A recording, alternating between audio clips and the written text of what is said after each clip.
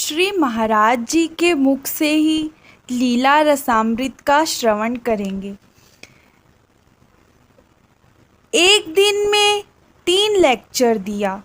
एक तो दिया विद्वत परिषद में संस्कृत में, एक दिया संस्कृत यूनिवर्सिटी में और एक दिया बनारस यूनिवर्सिटी में। तो 3-4 विद्वान तीनों जगह सुने। उन्होंने कहा कि महाराज जी, यदि शक्ल न देखे आपकी तो कल्पना नहीं कर सकते कि एक ही वक्ता बोल रहा है। वहाँ आपने अलग ढंग से बोला और वहाँ अलग ढंग से बोला और दूसरी जगह अलग ढंग से।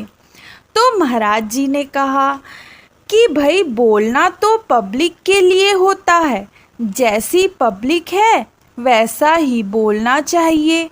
यहाँ बड़े बड़े विद्वान थे 500, वहाँ वैसा बोलना पड़ा। जहाँ संस्कृत के विद्वान थे वहाँ वैसा बोलना पड़ा। वैसी ही भाषा, वैसा ही सब्जेक्ट, वैसा ही मैटर। और BHU में तो संस्कृत जानने वाले कोई विशेष थे नहीं, हर सब्जेक्ट के लोग थे, उसमें स्टूडेंट भी थे।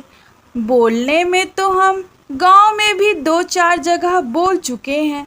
जबलपुर के पास एक गांव था, वहाँ एक यज्ञ हो रहा था।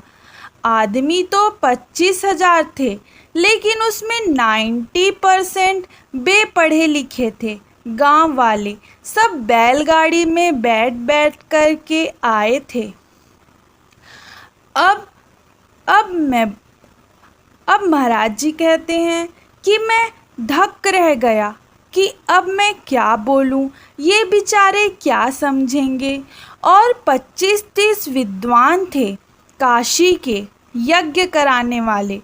अब उनके लिए बोलूं तो ये सब बेकार जाएं, इनके लिए बोलूं तो वो कहेंगे कि यही है जगत गुरु। तो एक वेद मंत्र बोलूं और एक रामायण की चौपाई बोलूं।